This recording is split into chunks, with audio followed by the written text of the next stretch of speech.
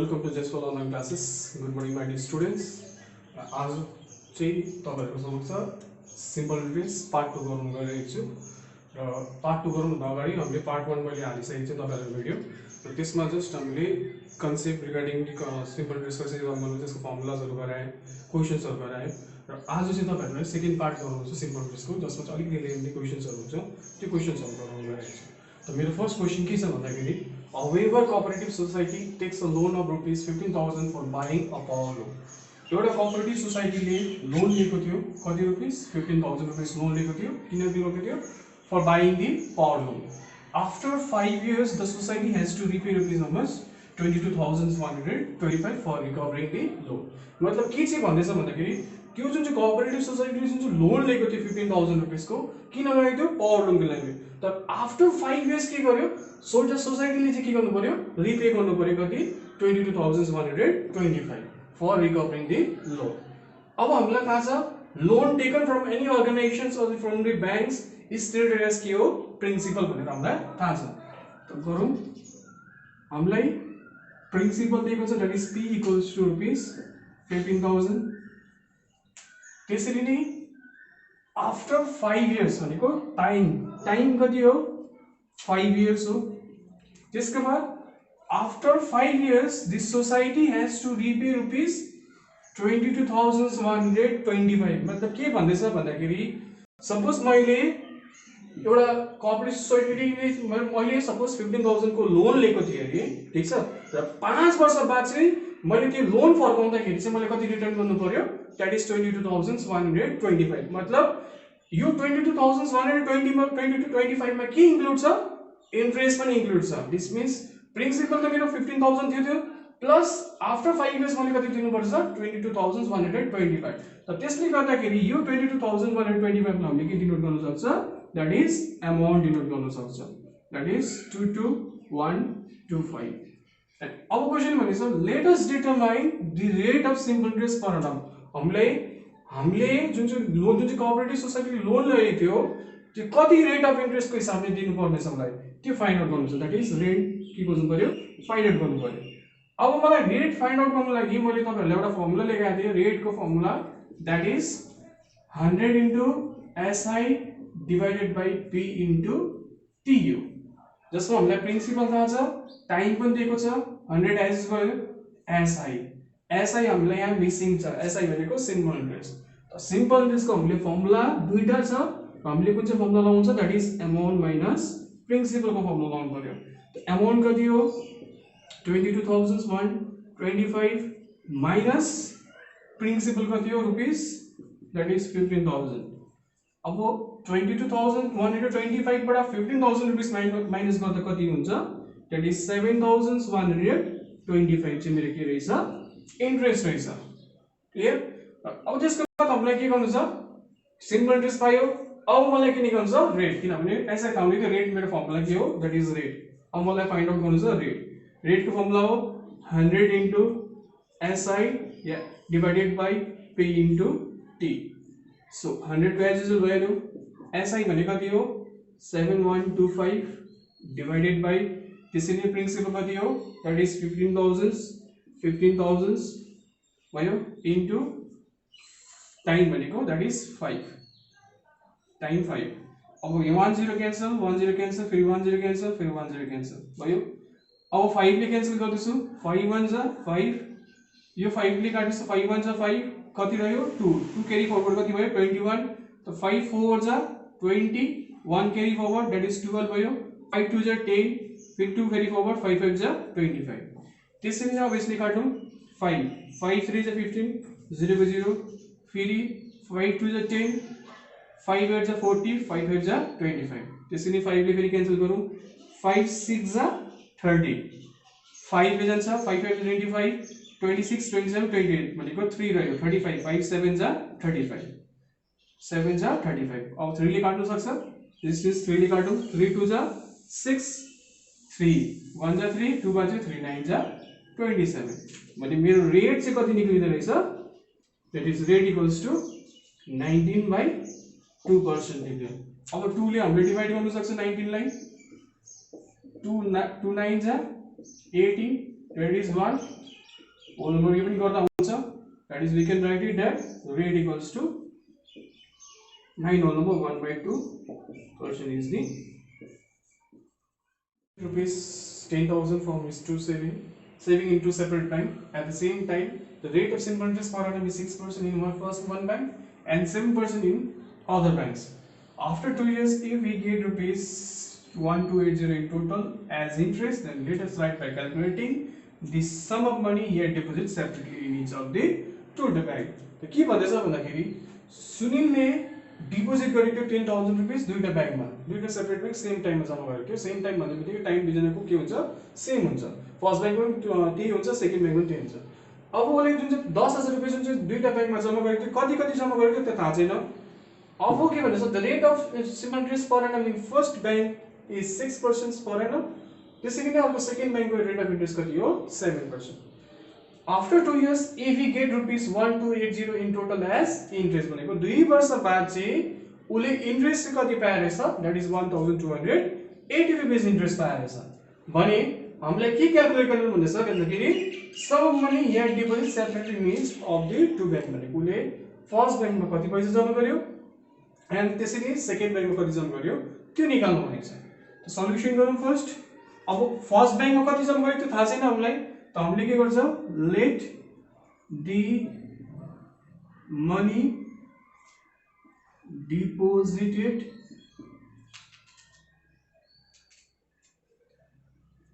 at the first bank be rupees x त्यसरी नै and the money deposited at the second bank B कति हुन्छ अब 10,000 मा x रुपैयाँ फर्स्ट ब्याङ्कमा जम्मा गरे भने मेरोमा पैसा कति बाँच्यो दैट इज 10,000 माइनस x रुपैयाँ छ. एक्जाम्पल जस्तो मेरोमा 100 रुपैयाँ छ अरे त्यो 100 रुपैयाँमा मैले एकजना साथीलाई 10 रुपैयाँ दिए भने 10 रुपैयाँ फर्स्ट कोले लग्यो भने मेरोमा कति उभियो दैट इज 100 बाट कति माइनस गर्नु पर्यो भने 10 रुपैयाँ भने कति भयो 90. त्यसैले नै यहाँ चाहिँ के थियो 10,000 थियो फर्स्टमा कति जम्मा गर्यो थाहा छैन त्यसले फर्स्टमा कति गर्यो x गर्यो भने सेकेन्डमा कति पाउँछ 10,000 माइनस x पाउँछ. अब जुन टोटल इन्ट्रेस्ट दिएको छ टोटल इन्ट्रेस्ट इक्वल्स टु कति भनेको छ that is of the two bank that is rupees how much 1280 ठीक है. अब assume first in case of first bank अब first bank में के छ प्रिन्सिपल कति हुन्छ that is rupees x त्यसैले रेट कति हुन्छ फर्स्ट में कति भनेको छ 6%. त्यसरी नै टाइम जुन टाइम कति निक्लिन्छ मेरो दैट इज 2 इयर्स भने दुईटाको इन्ट्रेस्ट भनेको टोटल इन्ट्रेस्ट भनेकोले गर्दाखेरि हामीले फर्स्ट को निकाल्नु पर्यो सिम्पल इन्ट्रेस्ट भने p into t into r divided by के हुन्छ 100. p भनेको कति हो x into टाइम भनेको 2 into 6 डिवाइडेड बाइ 100 त कति हुन्छ 12x by 100. यो मेरो भयो फर्स्ट केस अफ ब्याङ्क. त्यसरी नै आउँछौं in case of second bank principal कति हुन्छ that is rupees 10,000 minus x. त्यसरी नै रेट कति भनेको छ एन्ड 7% इन अदर ब्याङ्क भनेको 7% सेकेन्ड ब्याङ्कमा हो. टाइम त्यही हुन्छ किन भन्दाखेरि two separate bank at same time भनेको सेम टाइमले भनेकोले गर्दाखेरि 2 वर्ष यसको पनि हुन्छ. अब यसको नि इन्ट्रेस्ट निकाल्नु त इन्ट्रेस्ट कति हुन्छ p into t into r divided by 100. p कति हो that is principal 10,000 minus x into time भनेको 2 into रेट भनेको 7 डिवाइडेड बाइ 100.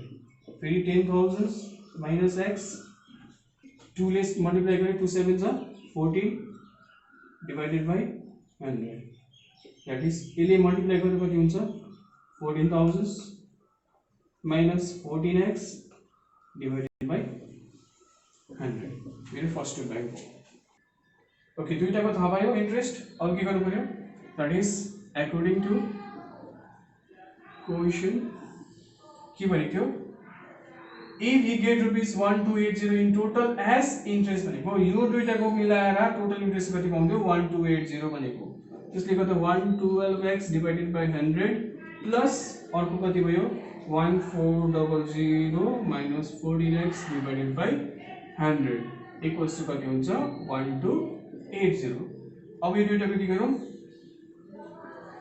एलसीएम गरौँ त कति हुन्छ 100 कति टाइम्स 1 टाइम्स त 1 ले मल्टिप्लाई गर्दाखेरि 12x प्लस त्यसरी नै कति हुन्छ 1 टाइम्स हुन्छ फेरि एज युजुअल हुन्छ माइनस 14x इक्वल्स टु 1280 अब यहाँ के गर्नु पर्यो बीसीएम बाइ क्रस मल्टिप्लिकेसन त बाइ क्रस मल्टिप्लिकेसन के हुन्छ that is 12x plus 140,000 minus 14x equals to 128,000 इसलिए दुईटा मल्टिप्लाई गर्दाखेरि 00 था अब x लाई एकपट्टि राखौं दैट इज मेरो फर्स्ट के हुन्छ 140000 डिफरेन्स साइन छ घटाउँदा कति भयो माइनस 2x किनभने माइनस किन भएको ग्रेटर नम्बर साइन के मेरो 14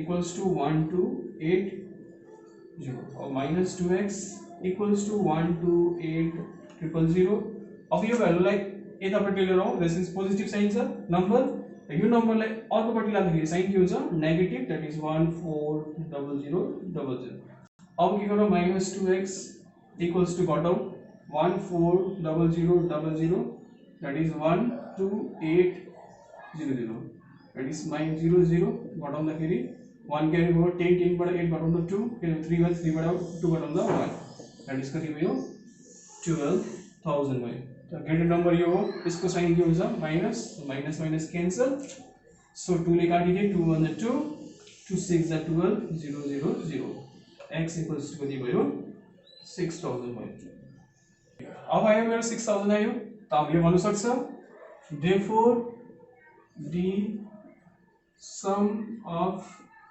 money deposited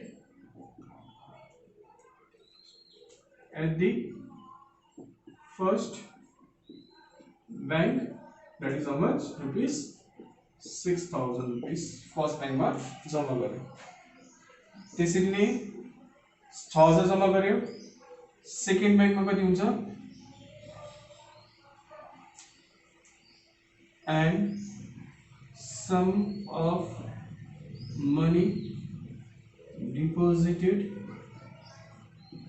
at the second bank कति थियो that is second बैंक में कति थियो मेरो 10,000 minus x थियो so that rupees 10,000 minus x भनेको थियो 6,000 घटाउँदा कति भयो रुपीस 4,000 त हामीले भन्न सक्छ फर्स्ट बैंक में उनीहरुको जम्मा गरेको थियो 6000 रुपैयाँ र सेकेन्ड बैंक में उनीहरुको जम्मा गरेको छ 4000 नेक्स्ट क्वेशन के छ at the same rate of simple interest per annum if a principal yield the amount of rupees 7,100 in 7 years and this is rupees 6,200 in 4 years let us determine the principal and the rate of simple interest per annum त हामीलाई के क्वेशनले के find out गर्नु छ principal पनि खोज्नु भनेको छ र सिम्पल इन्ट्रेस्ट पनि खोज्नु भनेको छ क्वेशनले के भनेको छ same rate of simple interest भनेको दुईटाको simple interest rate of interest के हुन्छ सेम हुन्छ अरे यदि प्रिन्सिपल रियल कि अमाउन्ट चाहिँ कति हुन्छ अरे दैट इज 7100 हुन्छ इन 7 इयर मा त्यसरी नै 6200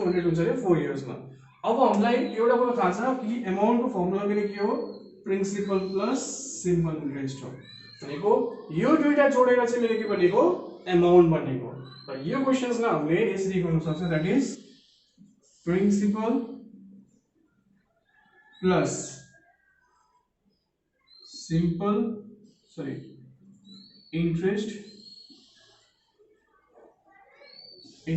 for कति 7 years equals to rupees 7100 भने principal plus interest for 7 years equals to how much 7100 भनेको प्रिन्सिपल प्लस सिम्पल इन्ट्रेस्ट भनेको नि के हो अमाउन्ट हो त्यसरी नै अर्को के छ 6200 So we can denote principal plus interest for 4 years, that is rupees 6200. So we are using the changing the sign, plus the negative for positive, negative, positive, negative. That's because the principal divide cancel. So we can write it here, interest for 7 years, इसका sign क्या हुन्छ, minus interest for 4 years equals to rupees 7100 minus rupees 6200. अनि interest 7 years या 4 years, 7 years बाट 4 year minus गर्दा कति भयो, 3 years. That is interest for 3 years equals to the bottom, that is कति हुन्छ 900. यो फर्मेट जस्तो एलिमिनेसन गर्थ्यो, सल्भ गर्दाखेरि एलिमिनेसन हुन्छ साइन गर्दै सेम त्यसरी नै हो सजिलोलाई.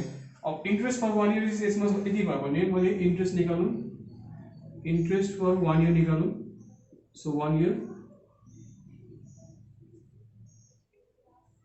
Year equals to 900 divided by 3.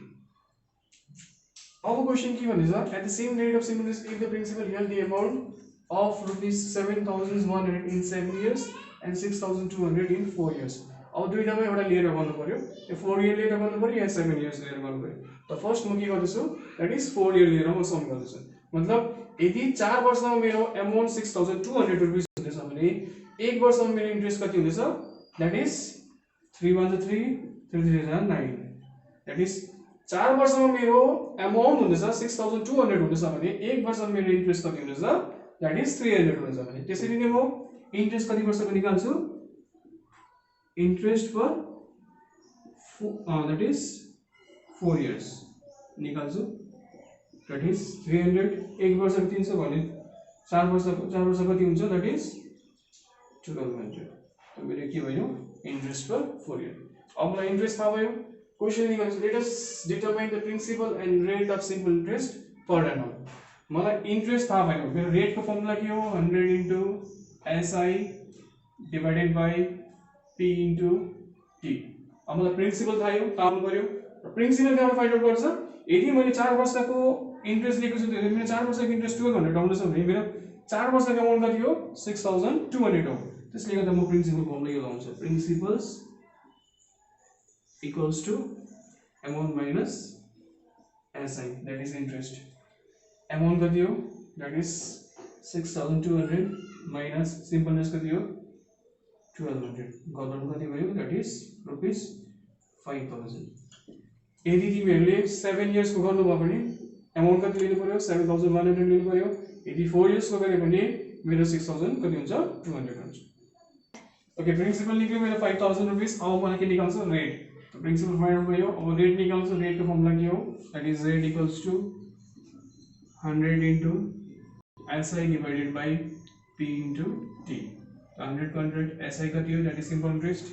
Interest for 4 years कति हो, 1200. त्यसरी प्रिन्सिपल कति हुन्छ, 5000 into टाइम कति हुन्छ, that is 4 years. हामीले 4 वर्ष लिएर गरेको छ, this is 4.